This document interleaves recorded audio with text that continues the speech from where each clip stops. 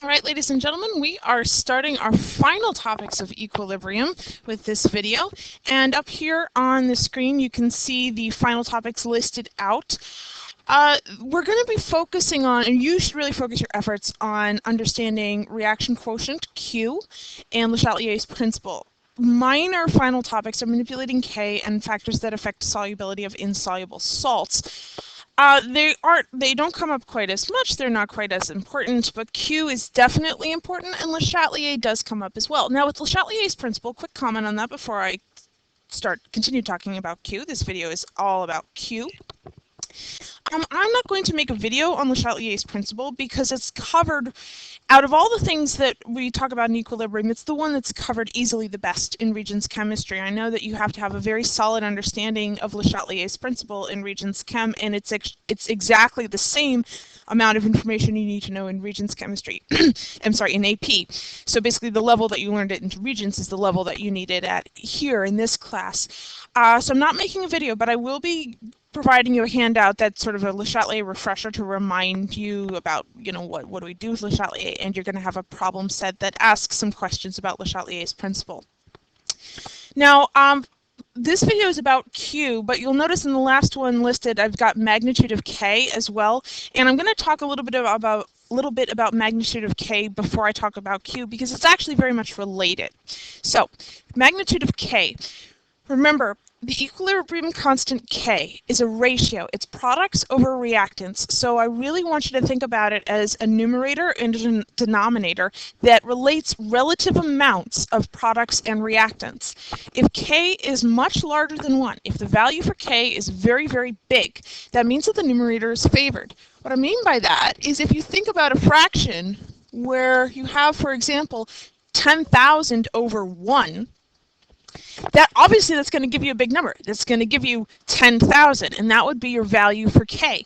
Well, 10,000, that's your products, because products are always on the top, and 1, that's the relative amount of your reactants, that's on the bottom. So clearly, if your K expression is 10,000 divided by 1, you have way more products than you do reactants at equilibrium. That happens to be the system under which the rate of the forward reaction is equal to the rate of the reverse reaction, and that's sort of the ratio of the system at equilibrium. It's clearly favoring the products. But if K is very much less than 1, i.e., right, if K is 10 to the 1 times 10 to the negative 4th, that's a number that's less than 1, then we have the opposite type of a situation. Then we have K being equal to 1 times 10 to the negative 4th, that's 1 over 10,000. So now we have products, we only have one of those, versus having 10,000 reactants. Now we have reactants that are being favored, saying at equilibrium the reactant side is favored. So the magnitude of K tells you which side of the reaction is more likely to have more stuff at equilibrium. If K is very, very big, it means that your numerator is very, very big in respect to the denominator. If K is very, very small, if K is less than 1, then that means that your denominator is very, very big and your numerator is very, very small. We see this with acid-base chemistry. The larger the Ka value, the stronger the acid. Now remember, Ka values tend to be less than 1. So something like on the order of 10 to the negative 4th is larger than 10 to the negative 5th, which is larger than 10 to the negative 6th. So recall that, we're dealing with decimals, so you need to understand how the exponent works. And obviously we've been doing a lot of work with Kw equals Ka times Kb. Ditto for the KSP values. The larger the KSP value in an insoluble salt, the more of it will dissolve. Again, we're dealing with very small numbers with KSP values. So 10 to the negative 8th is a larger number than 10 to the negative 10th. So something with a KSP value of 10 to the negative 8th dissolves more than something on the order of 10 to the negative 10th. Now, Q. Having said that, that's actually going to be very important for us in this conversation about Q. Q is called the reaction quotient. Q is a means to predict what way your reaction has to go to get to equilibrium. Meaning, if we're dealing with a Q question, we are not at equilibrium. And what we're trying to determine is what way does this reaction need to proceed in order to get to equilibrium. That's what Q problems are. We're not at equilibrium. How do we get to equilibrium? Which direction does the reaction have to go? Does it have to go in the forward direction or does it have to go in the reverse direction? That's a Q problem right there. Now, given a reaction that's shown here, A plus B goes to P plus Q, where the lowercase letters are the coefficients and the uppercase letters are the chemical species, we can write what's called a reaction quotient or a Q expression. And this is how you write a Q expression. The concentration of the products raised to their coefficients divided by the concentrations of the reactants raised to their coefficients. This should look awfully familiar to you. This should make you go, wait, that's the same as how we write equilibrium expressions. And you're absolutely correct. It is. It's the same. You write it the same way. You include gases in aqueous solutions. You do not include liquids or solids because their concentrations do not change. It's products over reactants raised to their coefficients. The difference is that if it's K, capital K, then we know for sure that the system is at equilibrium. If it is Q, we don't know if the system is at equilibrium. Might not be there. It could be for any given point in the chemical reaction. But it's still products over reactants raised to their coefficients, and then you can plug in concentrations, and then you can do some math, and you can get a value for Q, just like you would get a value for K. The way that we use Q, it's all about predicting, and it's about comparing. That's how we use Q. We compare Q to K. Let's do products over reactants, plug in the concentrations of products, plug in the concentrations of reactants, get a number for the value of Q, and then compare it to K. It's all about the comparison. It is all about the comparison. Now, if Q is greater than K, think about that. Think about a fraction, right? Numerator, denominator.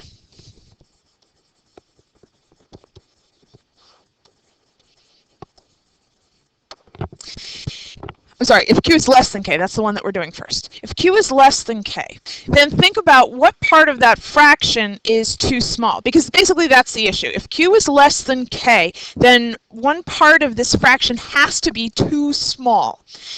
And if you think about this logically, you can sort of approach it from two vantage points that will have you arrive at the exact same answer. If Q is less than K, then that means that one of two things is happening.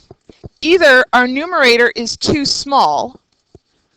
Hopefully you agree that if Q is less than K, then that means that, the numerator is too small, the top number is too small, or the denominator is too big.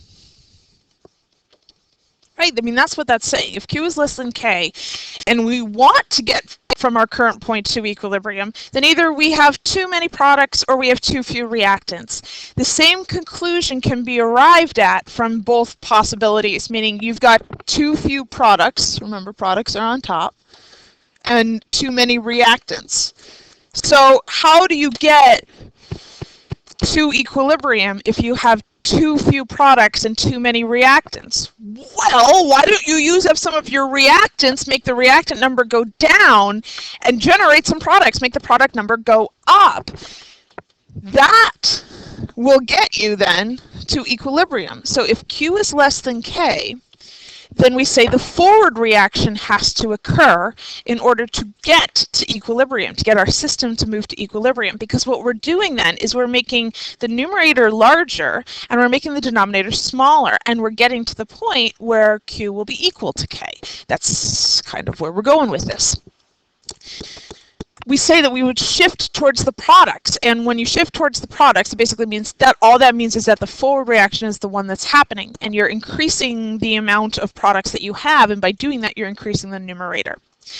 And then the reverse. If Q is greater than K, right? If Q is greater than K, again, products over reactants. If Q is too big, you've got one of two possibilities. Your products you could have too much of them, right? If Q is greater than K, it means that maybe that numerator is too big. You've got too many products. Or it could mean that you have too few reactants. If you think about a fraction, you know, how do you end up with a fraction that's larger than another? Its numerator could be too big, its denominator could be too small. Both of those possibilities would lead you to getting a fraction that is larger than another fraction. So if Q is greater than K, that means that you have too many products and you have too few reactants. So what way do we have to go in order to get to equilibrium? Well, too many products, too few reactants. You have to take some of those extra products that you have, turn them into reactants, and therefore you're getting your products to be smaller and you're getting your reactants to be larger. So the reverse reaction occurs to go if Q is greater than K. And then hopefully something that you're anticipating, if Q is equal to K, then we know that we have the correct ratio of products to reactants and that the system is actually at equilibrium. So this chart right here is simply showing that sort of shift. In the first part of this diagram, if Q is less than K, then you have to increase your numerator, which is the products. So you have to shift to the right to get Q to be large enough to be equal to K. If Q is equal to K, you're at equilibrium. If Q is greater than K, then you have to decrease products. That's the numerator. And you have to shift to the left in order to get that to happen. Q is all about comparison. That's really what we use Q for. Is the system at equilibrium, yes or no? Do we know if we're at equilibrium? That's what Q is useful for, saying, hey, here's the system and here are the concentrations of everything in it. Is it at equilibrium? Here's the K value. Compare it and figure it out. Now, Q problems versus K problems. First of all, a Q problem will probably not ask you to calculate Q. So that's kind of a big point right here. And we know that with our normal equilibrium problem strategy, it's very typically write the reaction failure on an ice chart and then plug into your K expression, right? No matter if it's calculating K from concentration or calculating concentration from K. That's the fundamental set of steps that we're using. Now, Q problems. Very seldom will a Q problem say, calculate the value for Q. They won't say that. What you will see in the problem are these phrases. Is the system at equilibrium? Is the system at equilibrium? You'll see these for KSP type questions. Is it saturated? Because remember, saturated for KSP, that means that we're at equilibrium. Will it precipitate? Oh, that's a big one. That is a huge one. If the question asks, will it precipitate? That's actually a way of asking, are we at equilibrium, yes or no? What way do we have to shift? And we're going to see that with some what I call QSP problems, basically applying that to the KSP question. That's kind of a big major tip-off that you want to do a Q problem.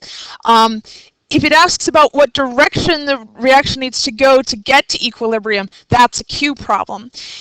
The difference between doing a Q problem versus doing a K problem is that you cut off the ice chart. You'll notice that writing the reaction, that is the same in a Q problem as it is an equilibrium problem. You'll notice plug into the expression, that is the exact same. It's essentially, so we're taking the 3 steps that we've done before and then we're just eliminating the middle step. We're not filling out an ice chart because we don't know if we're at equilibrium. Ice charts are for initial change in equilibrium. Well, we don't know if we're at equilibrium. We're trying to tell that. We do add the final step though, and it's that comparison step. Once you've gotten a value for Q, or possibly a concentration, then it's about comparison. It's sort of about analysis and saying, okay, what's going on here? So sample problem, just using to predict direction. If we're given K values and concentrations, like I said, calculate Q and compare it to K. So sample reaction right here, for the reaction H2 gas plus I2 gas goes to 2HI gas. Kc value, 51 at 448 degrees Celsius. If we start with the certain amounts of HI, H2, and I2, how will the concentrations change at equilibrium? Notice nothing in this says calculate the value for Q, but it does say how will the concentrations change at equilibrium, meaning we do not know if we are at equilibrium. That's kind of what it's saying. Say, here's some initial amounts. Are we at equilibrium? If we're not, how are the concentrations going to alter when they do get to equilibrium? Are they going to increase, decrease, or stay the same? So what we need to do, like I said, is the previous Q problem strategies. You want to write a reaction and then plug it into the Q expression. Well, we already have a reaction. It's right here. They gave it to us, so we don't need to rewrite it. So we can just go right to the Q expression. So Q for this, it's written the exact same way as an equilibrium expression. So this is the concentration of the HI squared over H2 times I2. Now the reason I'm not writing a QP problem is because, oh look, they gave me Kc, right? Kc value right there. So I know that I want to use concentrations. I know that I want to use molarities. I have to. Now, we're using molarities. I can't use, they didn't give me molarities, they gave me moles, and they gave me liters. So I want to calculate molarity first. So that's going to be the initial step. So the HI is 0.01 moles divided by 2 liters. The H2 is 0.03 moles divided by 2 liters, and then I2 is, I'm sorry, H2, nope, I got that wrong.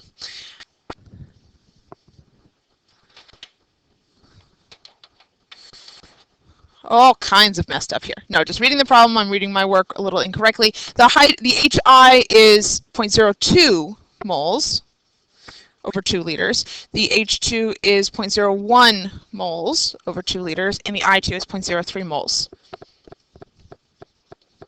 over 2 liters.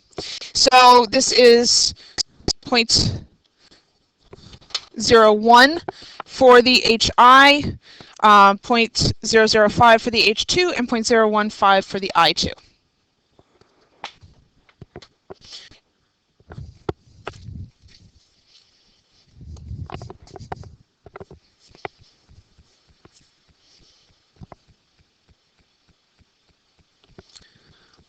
You'll forgive me, we're having slight technical difficulties at this point in time, but I think it should be okay.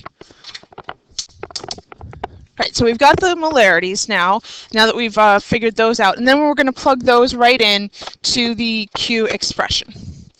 So plugging in those numbers, we get, let's see, 0.01 for the concentration of the HI, and we're going to square that, and then that's going to be divided by 0.005, that's the concentration of the hydrogen gas, and then we're multiplying that times 0.015 molar, and that's the concentration of the I2. And that's just solving, right? Just like any other K problem before. So you get a Q value, and Q, in this case, is equal to 1.33.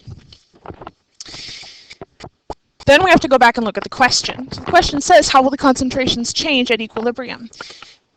The last part, like I said, compare it to K. So the K value is right here. The K value is 51. It's about looking at the set of concentrations that we have in comparison to what the ratio will look like at equilibrium. Well, clearly 1.33 is less than 51. K is greater than Q. Think about that in terms of products over reactants. Our Q value is too small. Think about that fraction. That means that the top number, the numerator, is not big enough. We want to get Q to be equal to K. When Q is equal to K, we're at equilibrium. Q is not equal to K, Q is less than K. So I need to increase the numerator, which is the products, if I want to get to equilibrium. And at equilibrium, I need to decrease the reactants, because because Q is less than K. So the concentration of the HI would increase at equilibrium in comparison with what it is now. The concentration of the H2 and the I2 would decrease at equilibrium in comparison with what it is now, and that's the answer to the question. Your HI goes up, your H2 and your I2 go down because Q is less than K. The big place where Q problems are really seen is with KSP questions. Because in a KSP problem, the reactions all look like, just an example off the top of my head, they all look like this. All KSP reactions have this general pattern. This is just an example. Right? We know that, we've seen that, we worked with that. Will a precipitate form? Well, where is the precipitate in this reaction, in this KSP reaction? This is the precipitate. Because it's a solid. It's a solid that you're making from two aqueous things. So that's the precipitate. So if a question asks, will a precipitate form, what it's really asking is, will the reaction shift towards the reactants in order to get to equilibrium? Are there too many products, and does that cause a shift towards the reactants? If we shift in this direction, then we are creating a precipitate. And then yes, a precipitate would indeed form. Now these problems, they follow the same pattern. It's still, write out a reaction, plug into the Q expression, compare Q to K. But we have to be very, very careful about molarities here, because oftentimes we're going to see situations with combining molarities. So will a precipitate form? For example, will a precipitate form 1.1 liters of 8 times 10 to the minus third molar lead 2 nitrate is added to 0.4 liters of 5 times 10 to the negative third molar sodium sulfate. KSP of lead 2 sulfate is 6.5 times 10 to the minus 7th. First things first, how do I know this is a Q problem? Because it says that right there. That's a major tip-off that you want to calculate Q compared to K. That is how you answer that question. That's sort of the code for this is a Q problem right here, because it doesn't tell you in that language. Then, next step, write a reaction. Big question, what reaction do we write? I mean, that's a big thing. We've got lead 2 nitrate, we've got sodium sulfate. That's information that's given to us in the problem. What reaction do you write? You write that one. You write the reaction that goes along with the KSP of lead 2 sulfate. You want to write the reaction that value right there is giving you information about. So everything is going to be based off of that. So what is that reaction? That's PbSO4 solid goes to Pb plus 2 aqueous plus the sulfate ion. That's the reaction that you want to write. And then, well, why do they give us then lead 2 nitrate and sodium sulfate? Well, because this, we really just want the lead. That right there will give us, that's where our lead concentration is coming from. The sodium sulfate, why do they give us sodium sulfate? Because that's where our sulfate concentration is coming from.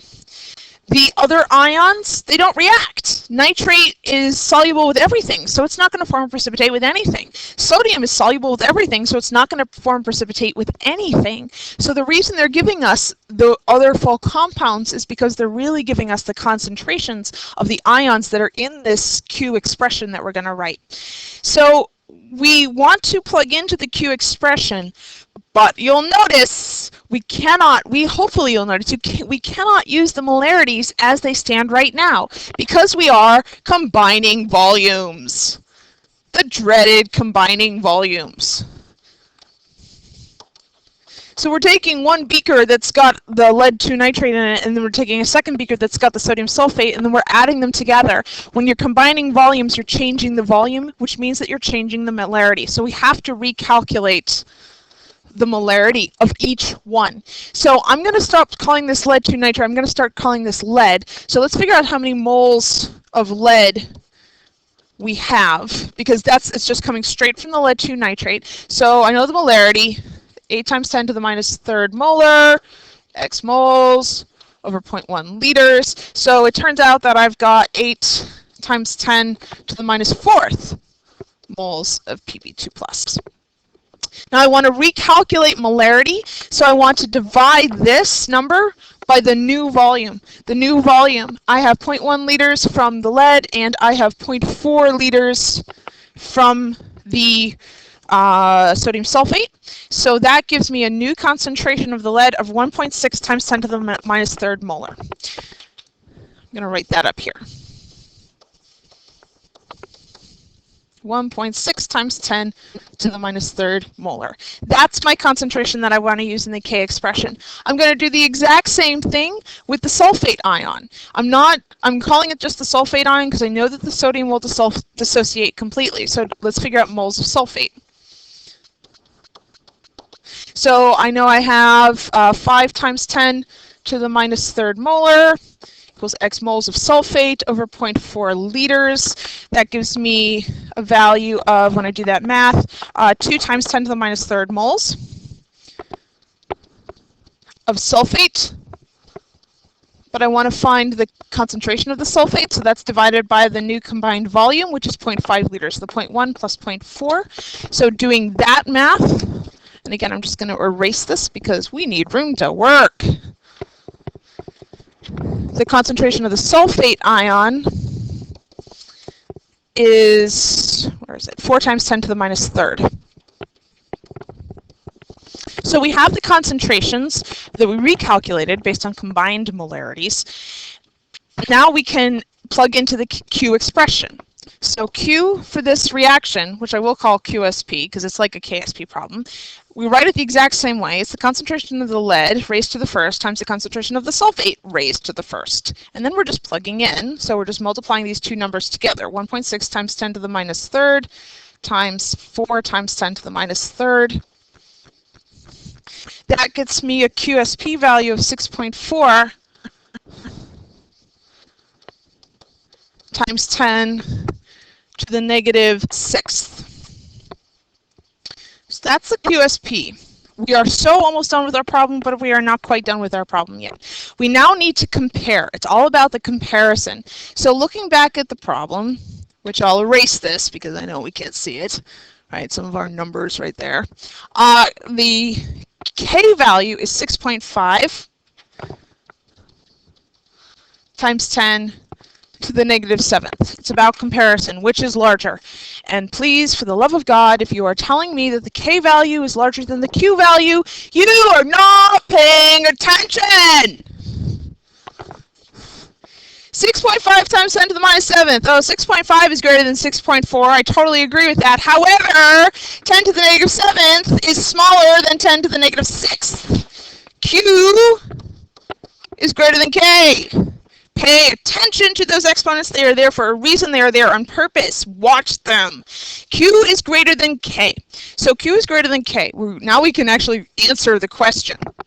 The question says, will a precipitate form? So the precipitate, just as a reminder, the precipitate is here. That's the precipitate. Will that precipitate form? Q is greater than K. Well, that means that we have too many products, that our numerator is too big,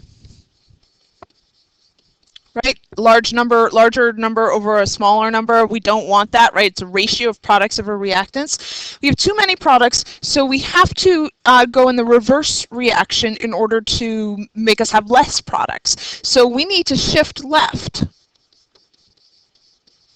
away from the products so that we can use up some of those extra products. Well, when we shift left in this reaction, looking back at the chemical reaction that we wrote, when we shift away from the products because we have too many, then we are going to create PbSO4 solid. So will a precipitate form? Yes. Yes, it will. Yes, it will. And very seldom are you asked if precipitate will form yes or no and then not asked to justify it. The justification is your value for Q and K and understanding how this comparison works. So that's a classic will a precipitate form question. Very, very common. There's one more that I want to go through. Basically, there's another sort of variation on this. And it has to do with two precipitates and sort of predicting which one will form first. So this example, which is on page 671 in your textbook, if you want to follow along there, a solution contains both silver ions and lead 2 ions. The concentration of the silver ion is 1 times 10 to the minus second. The concentration of the lead ion is 2 times 10 to the minus second. And then they give us some KSP values, and then the questions are, what is the concentration of chloride ion needed to precipitate each metal ion? Which metal ion will precipitate first? Justify your response. So the distinction here is that we have a beaker that contains 2 metal ions. Now, metal ions do not react with one another. The silver will not react with the lead. That's not going to happen. What will happen is that when we start adding chlorides, we're going to get some precipitation because chloride is insoluble with both of these ions, but what this question is asking is which one will precipitate first. So we want to follow the same basic strategy for Q problems. We want to write reactions, we want to plug into the Q expression, we want to compare Q to K. It's the exact same stuff, it's just now we have to sort of understand how we apply that to these particular questions. So the first part of that, we want to write a reaction. Question is, what reaction do we write? We are not going to have the silver and lead react with one another. So I'm just going to write that down. Silver does not react with lead. That is not the reaction that we're writing. Just like weak acids do not react with their conjugate bases, metal ions generally, they don't react. The metal ions don't react with one another. Metal atoms can react with other metal ions, but ions and ions don't react. So what reaction are we writing? Well, they gave us the KSP of AgCl, and they gave us the KSP of PbCl too. They gave us 2 KSP values. They give us 2 equilibrium constants. So why don't we write 2 reactions? Why don't we write a reaction for each of them? Yeah, that sounds like a good idea. They give us 2 KSP values. Let's write 2 reactions. Let's write a reaction that goes along with each KSP value. I think that sounds like a splendid way to start this problem. So for AgCl, we've got AgCl solid becomes Ag plus and Cl minus, and then for PbCl2, we've got PbCl2 solid goes to Pb2 plus 2 chlorides. 2 KSP values, 2 reactions, 1 for each of them. Next step in a Q problem, which this is a Q problem because it's asking about precipitations, it's saying when will it precipitate, we want to plug in. We want to plug in the concentrations that we have into the KSP, or QSP, I should say, expression. So I'm going to use this as KSP because they did give us those numbers. So this is going to be KSP is equal to our silver ion concentration times our chloride ion concentration, each raised to the first. They gave us the KSP value of the silver. That was 1.8 times 10 to the minus 10th. They gave us the concentration of the silver, and they're asking us for the concentration of the chloride, right? What is the concentration of the chloride ion needed to precipitate each one? The concentration of the silver, right here, 1 times 10 to the minus second. And if you look at this, you'll see that, okay, hey, I have a K value, I have a silver ion value, they're asking me for the chloride ion value. Yeah, I can solve for that. You can absolutely solve for that. So doing this math, we get that the chloride ion concentration is equal to 1.8 times 10 to the minus 8th molar. But what I want to specify is that because this is K, this is the concentration of the chloride ion at equilibrium, right? That's the concentration at equilibrium. The question isn't exactly asking that. It's asking what concentration will be necessary to precipitate it. Well, if we want to form a precipitate, we need to shift to the left in this reaction, because this is our precipitate right here. It's the solid. So what concentration of the chloride ion will essentially be the tipping point between no longer being at equilibrium and instead having the reaction be forced to shift to the left. And it's basically, you have two choices. Is it going to be greater than 1.8 times 10 to the minus 8th, or is it going to be less than 1.8 times 10 to the minus 8th? Well, think about this. If the chloride ion concentration right here, if this number is smaller than 1.8 times 10 to the minus 8th, then we would get a value for Q that is less than K. If Q is less than K, that means that we don't have enough products. That means that our numerator is too small. The solution to that is to shift towards the product side to create more products, right? If Q is less than K, you need to make more products in order to compensate. That's not what this question wants us to do, though. This question wants us to shift to the reactant side in order to create the precipitate. If the value for the chloride ion is greater than this 1.8 times 10 to the minus 8th, then we would get a value for Q, I should say, that is larger than K, that is larger than 1.8 times 10 to the minus 10th. If Q is greater than K, then that means that we have too few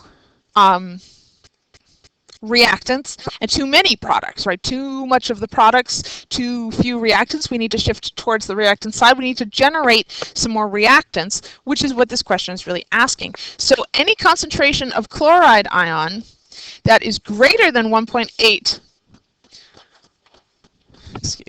that is greater than 1.8 times 10 to the minus 8th will get us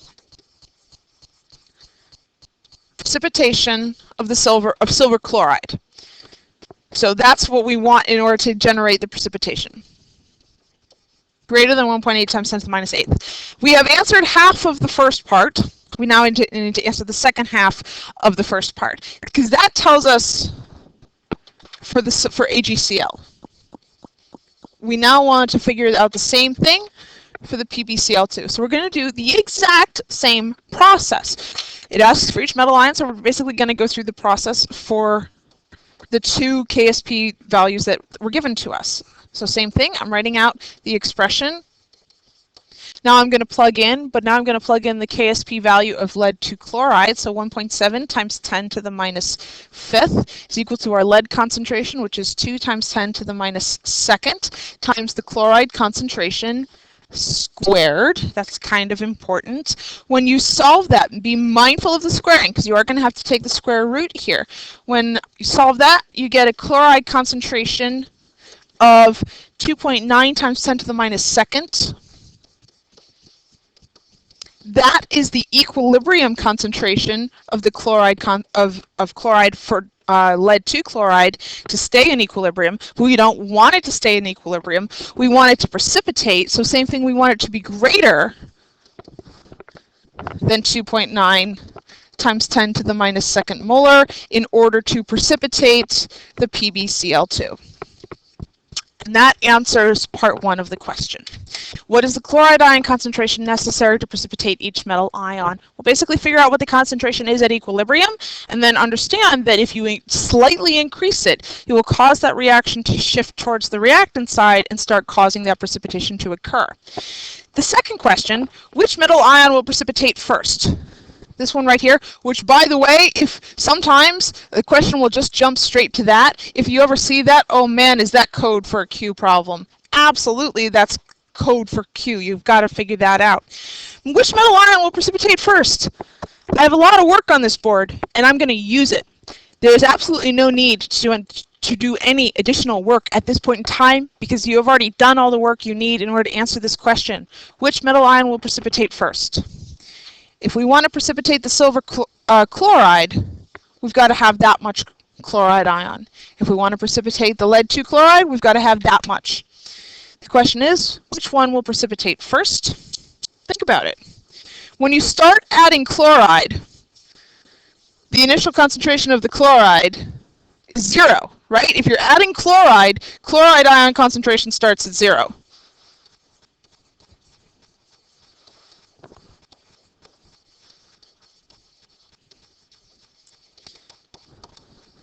Which one will precipitate first? Well, which of these two numbers are you going to get to first? Are you going to get to 1.8 times 10 to the minus 8th from 0 first? Or are you going to get to 2.9 times 10 to the minus 2nd molar first? Which one is smaller? Which one is in between the other?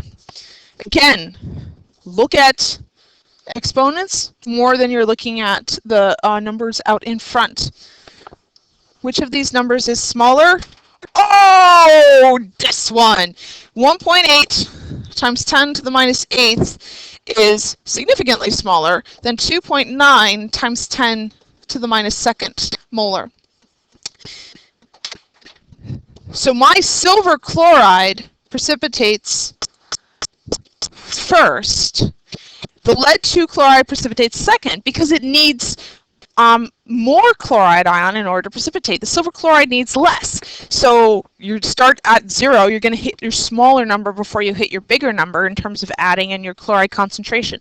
This also means that you can selectively precipitate out the silver chloride if you keep the concentration of your chloride in between those two numbers, the 1.8 times 10 to the minus 8th and 2.9 times 10 to the minus 2nd. You want to keep the lead in solution, but just pull out the silver in the form of the silver chloride precipitate. Add an amount of chloride ion that will not cause the lead to precipitate, but will cause the silver to precipitate. It's called selective precipitation, and it's entirely based on this concept. So that's Q. Q is very often seen in terms of KSP problems, which is why I went through 2 of them in great detail. If you see question, will a precipitate form? Which precipitate forms first? Which way do we have to go to get to equilibrium? Those are all codes for this is a Q problem. Calculate Q based on the concentrations you have, compare it to the value for K, and then think. What part of the fraction is too big? What part of the fraction is too small, right? Q and K, they're both fractions. Products over reactants, numerator, denominator. Which one is too big? Which one is too small? Which direction do we have to go to so that Q is equal to K?